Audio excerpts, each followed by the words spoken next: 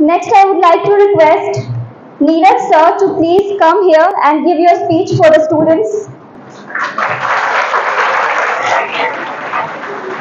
और विकास वैभव सर को मैं सिर्फ एक प्रशासनिक अधिकारी, पुलिस सेवा के वरिष्ठ अधिकारी के रूप में नहीं देखता हूँ, मैं इन्हें एक शोधार्थी के रूप में देखता हूँ। जो मैं तुम लोग को कहता हूँ कि सिर्फ विद्यार्थी नहीं बनना है, शोधार्थी बनना है, खोजी बनना है। और जब मेरी इनसे पहली मुलाकात हुई थी, पता नहीं सर को याद है कि नहीं है, सर पटना में सीनियर सुपरिटेंडेंट ऑफ पुलिस के पोस्ट पर थे और मेरी इनसे मुलाकात हुई और इन्होंने चर्चा करी बिहार की इतिहास के बारे में, पटना के इतिहास के बारे में, पटना के ऐतिहासिक स्थलों के बारे में। और इनके अंदर बड़ी जिज्ञासा थी पटना के ऐतिहासिक स्थलों को जानने, समझने, उसके इतिहास को जानने के बारे में। और वो मैं कहता हूं तुम लोग को हमेशा की खोजी बनो। तो विकास वैभव अपने छात्र जीवन में भी निश्चित रूप से खोजी रहे होंगे। आईआईटी कानपुर से, इफ आई नॉट, हाँ, आईआईटी कानपुर के छात्र। और आप समझ सकते हैं कि किस तरह की जिज्ञासा होगी जो उनको आईआईटी कानपुर लेके गई होगी। और आईआईटी में जाने के बाद निश्चित रूप से एक अच्छा करियर, अच्छा जो कहते तुम लोग पैकेज चाहिए, तो पैकेज की कमी तो सर के साथ नहीं रही होगी, लेकिन इनकी जो इनकी एक अंदर में जो एक सेवा करने की जो तत्परता, जो भाव रहा होगा, वो उन्हें प्रशासनिक सेवा में लेकर के आया। और उसके बाद यहां अपने इस कार्यकाल में भी, अपने इस पूरे करियर में जिस प्रकार जहां गए वहां पर इन्होंने अपनी एक अमिट छाप छोड़ी। वहां की जनता की जो भी कठिनाइयां थी, परेशानियां थी, जो इनका कार्य क्षेत्र था, अपने कार्य क्षेत्र में इन्होंने एक नई पहचान बनाई जिस भी जिला में गए। और मुझे कई ऐसे मेरे जानने वाले लोग जो उन जिलों में थे जहां पर सर का कार्यकाल एक एसपी के रूप में था, जहां पर सर अलग अलग पदों पर उस जिले की कानून व्यवस्था को संभाल रहे थे, वो लोग बताते हैं कि सर के कार्यकाल में किस तरीके से उन्होंने कानून व्यवस्था को कायम किया, किस तरीके से लोगों की परेशानियों का निजात दिलाया और किस तरीके से एसपी का ऑफिस आम जनता के लिए एक खुला हुआ ऑफिस हो गया, जहां पर कोई भी जा करके अपनी फरियाद कह सकता है। अगर इस तरह के सारे प्रशासनिक अधिकारी हो जाएं तो बिहार की जो व्यवस्था है निश्चित रूप से बहुत सुधार हो सकता है हमारे देश में। तो मुझे लगता है कि इस बात के लिए जितनी प्रशंसा की जाए, जितनी तारीफ की जाए।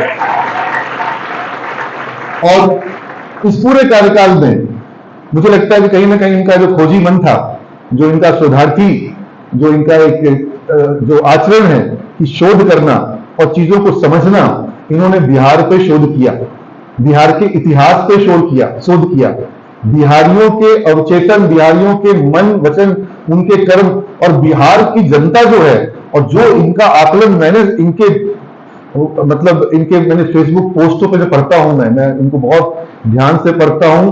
और चूंकि कुछ लोग पढ़ते हैं और उसको पढ़ करके लोग उनसे सीखते हैं, इसलिए सर बहुत सार गंभीर बातें सोशल मीडिया पर अपने पोस्ट के माध्यम से, और वो लोगों की चेतना जो कि सुप्त हो रही है, जो लोग हिम्मत हार रहे हैं, उनको भी प्रेरित कर देते हैं अपने वचनों के साथ।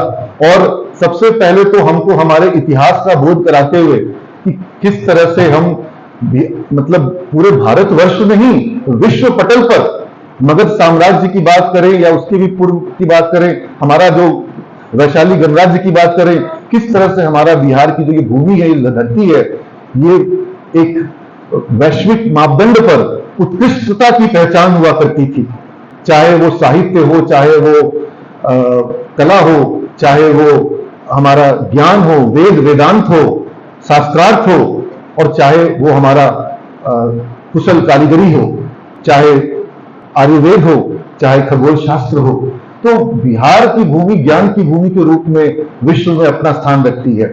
और पुनः चेतना को जागृत करना, जो बिहार कभी विश्व पटल पर अग्रणी था, वो बिहार आज अगर अपने भारत में भी सबसे पीछे हो गया है, तो उस बिहार को चेतना को जागृत करना, उस बिहारी मानस की चेतना को जागृत करना, बिहारी युवा को जागृत करना, बिहारी उद्यमी को जागृत करना और उसे सहारा देना, संबल देना, ये एक मिशन के रूप में विकास वैभव सर ने जो लिया है, ये अत्यंत ही प्रशंसनीय कार्य, ये बहुत ही मुश्किल कार्य है और बहुत बड़ी सफलता अब तक इन्होंने हासिल कर ली है।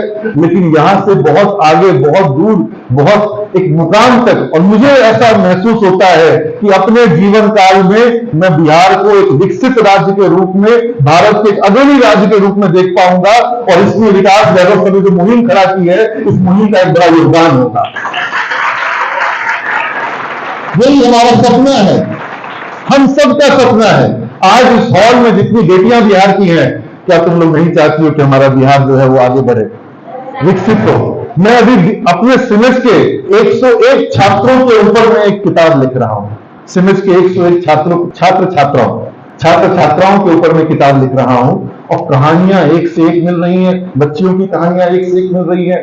मैं बड़ा स्पष्ट कहता हूं अपने अभिभावकों को और सभी को कहता हूं कि बेटियों के दहेज के लिए पैसा मत जोड़िए, बेटियों को पढ़ाइए। जब बेटियां पढ़ लिख लेती है, उनको बेहतर योग्य वर मिलता है जो आप दहेज दे करके भी प्राप्त नहीं कर सकते हैं, और उस घर में जाके ज्यादा खुश रहती हैं, ज्यादा सुखी रहती हैं। आप बेटियों को आत्मनिर्भर बनाइए, जहां रहेंगी, जैसे रहेंगी, मान सम्मान के साथ रहेंगी।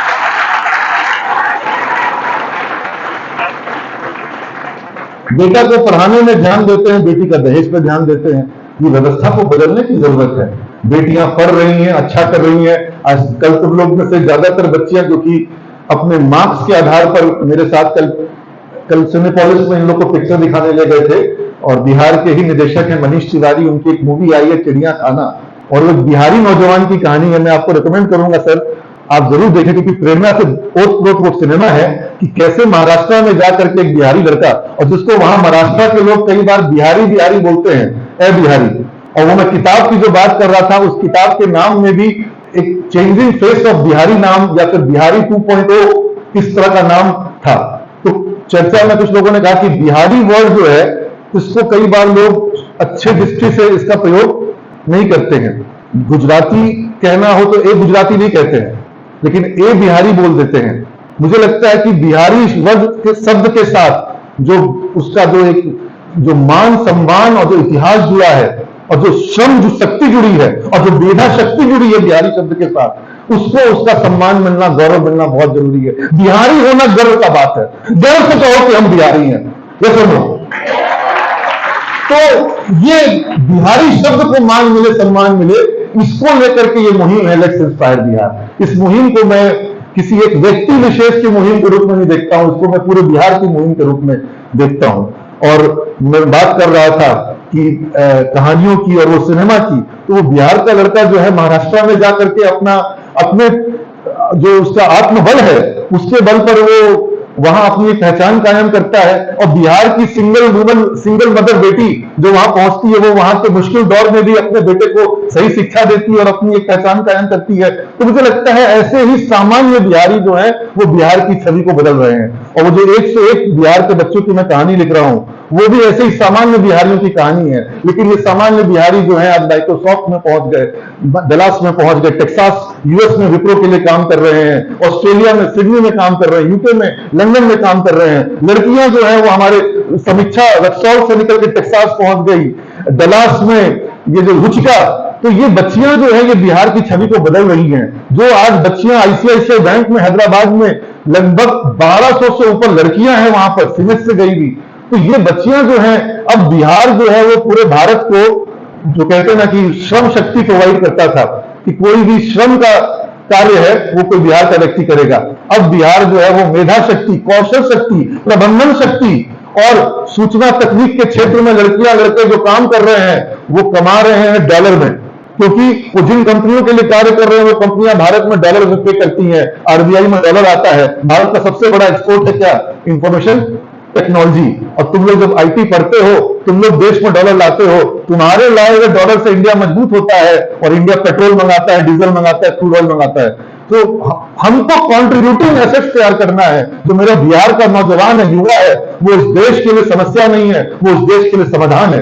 और डेमोग्राफिक डिविडेंड जो हमें मिल रहा है, ये डेमोग्राफिक डिविडेंड को हम एसेट्स में कन्वर्ट कर सकते हैं स्किल के साथ और नॉलेज के साथ। और ये मुहिम लेट्स इंस्पायर बिहार जो शुरू कर चुका है, जो पूरे विश्व पटल पे चला रहा है, सिविल संस्थान इसको अपना पूरा समर्थन देता है, जोरदार समर्थन देता है, भरपूर समर्थन देता है। और बेटियों को आत्मबल देना, तुम लोग को मैंने आज सर के आने के पहले तुमसे बात हो रही थी, बताया किस तरह से क्लास में तुम्हारा स्थान जो है वो एक कदम एक स्टेप ऊंचा होने वाला है। और जो तुम्हारे विषय हैं, इन विषयों को तुमको कई बार संकोच होता है कि माँ साथ में नहीं है, हॉस्टल में रह रही हो, किससे पूछे, किससे बात करें, फ्रेंड जो तुम्हारी है वो भी जो है उतनी जानकार नहीं है, तुरंत से कई बार परेशानी होने पर भी लड़कियां संकोच करके डॉक्टर के पास नहीं जाती हैं।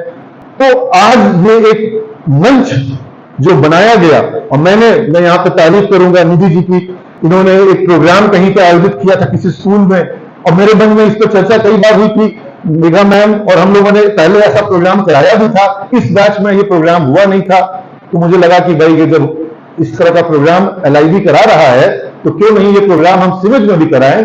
और निधि जी ने भी तुरंत समर्थन दिया, विकास सर ने भी तुरंत समर्थन दिया, और ये मतलब इनका इस चीज के लिए मुझे तारीफ करनी होगी कि छोटे छोटे विषयों को महत्व देना।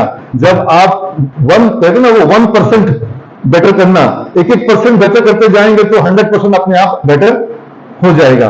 तो ये 1% मुझे लगता है कि ये 0.1% रोज बिहार को बेटर कर रहे हैं। आने वाले दिनों में मुझे लगता है कि बिहार 100% या 200% बेटर इसी तरीके से हो सकता है। तो ये भी एक मुहिम है कि आज लड़कियों को संबल देना, आत्मबल देना। और अब मैं जो हमारी जो चिकित्सक जो यहाँ पर महिला डॉक्टर्स आई हैं, ऑब्वियसली इनके पास पेशेंट्स होंगे, केसेस होंगे, किसी का हो सकता है कोई डिलीवरी केस वगैरह का भी समय इनको ध्यान देना होता है। तो इन सब चीजों के बीच में इन्होंने ये सोचा कि भाई जो हमारी लड़कियां, जो हमारी युवा शक्ति जो है, इनको जागरूक करना, इनको मदद करना, इनको जो समस्याएं हैं जिस पर लोग चर्चा भी करने से बचते, क्यों बचते मुझे समझ में नहीं आता है। चर्चा होनी चाहिए, खुल के जागरूकता होनी चाहिए। यहां तक कि मैंने कई बार लड़कियों को सिविज में कई सारे ऐसे स्थानों पर भेजा, बस्तियों में भेजा, जहां हमारी बच्चियों ने जाकर के सैनिटरी पैड्स डिस्ट्रीब्यूट किए हैं। और मुझे लगता है कि बहुत सकारात्मक कदम वो रहा। वो जो महिला जो केंद्र हैं जहां पर लड़कियां रहती हैं, वहां पर सैनिटरी पैड्स डिस्ट्रीब्यूट किए गए। तो भाई आपको एक समाज में हाइजीनिक इश्यूज को लेकर के जागरूकता लानी होगी। और हम लोग एक ऐसे पुरुष प्रधान समाज से आते हैं जहां पर कई बार जो चीजें बिल्कुल प्राकृतिक और नेचुरल हैं, उन चीजों को हम लोग बना देते हैं कि ये कोई ईश्वरीय कार्य है, या फिर इसमें ऐसा है, ऐसा नहीं कर सकते, ये कर सकते, ये नहीं कर सकते हैं। आप मतलब मैं धार्मिक भावनाओं को यहाँ पर लाना नहीं चाहूंगा, लेकिन ये विषय जो है ये विज्ञान के और शरीर के जो हमारे जो भगवान ने जो शरीर बना के दिया है उसका है। और भगवान ने तो मैं यहां पर ये भी कह दूं कि ज्यादा बैलेंस कर दिया महिलाओं को, थोड़ा इनबैलेंस कर दिया पुरुषों को। अगर आप बेसिक बायोलॉजी याद होगा तो X और Y से होता है एक मेल चाइल्ड, और जब X और Y होता है तो होती है फीमेल चाइल्ड। बैलेंस तो वहां जन्म से ही है, और यहां तो जन्म से ही इनबैलेंस है। इसीलिए देखोगे तो आक्रामक होता है लड़का जो है, पुरुष जो है जल्दी आक्रामक हो जाता है, और महिला जो होती है वो बहुत बैलेंस करती है, घर का बहुत कुछ बैलेंसिंग करती है। अगर घर में महिला ना हो तो घर में रोज झगड़ा हो जाए, लेकिन जो महिला शक्ति घर में होती है, तुम्हारी माताएं, तुम्हारी बड़ी बहनें, भाभियां, वो लोग घर में बहुत कुछ बैलेंस भी कभी कभी झगड़ा करा भी देती है तो लेकिन बैलेंस बहुत है। और इस चीज को भाई मैं समझता हूं, हम लोग कॉर्पोरेट सेक्टर में आज महिलाओं को स्थान क्यों दिया जा रहा है? HR के रोल में महिलाओं को बेहतर क्यों माना जाता है? वो ज्यादा बेहतर तरीके से बैलेंस कर पाती हैं परिस्थितियों को और सिचुएशंस को, और पैनिक में भी वो अपना कंट्रोल कर पाती हैं। उनका रिएक्शन जो होता है वो संतुलित होता है।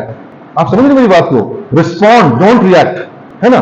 तो इस चीज के लिए यहां आज आपके बीच विकास वैभव सर आप लोगों को हिम्मत देने के लिए, प्रेरणा देने के लिए, आत्मबल देने के लिए, और तुम लोग कभी किसी बात मामले में संकोच मत करो, संकोची मत बनो, और अपने आप को किसी भी स्वरूप में दोयम दर्जा का मत मानो।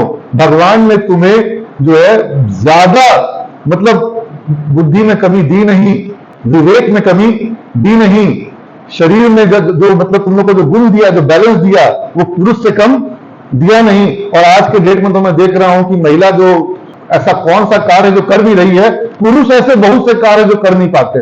अच्छा, यहां पर भी मैं बदलाव की जरूरत है। मेरी मेघा मैम से इस बारे में चर्चा हो गई, बात हो गई, बोले बिल्कुल जब मानना तो पड़ेगा मुझे, क्योंकि मुझे लगता है कि बात तो यही सही है कि जब आज की लड़की कमा रही है, तुम लोग में से ज्यादातर मुझे पता है कि तुम लोग जॉब में जाने वाली हो, अच्छा अर्न करने वाली हो सकता है अपने पति के बराबर कमाओ, ज्यादा भी कमा सकती हो, या हो सकता है कुछ कम कमाओ, लेकिन तुम भी अर्निंग मेंबर हाउस की होगी।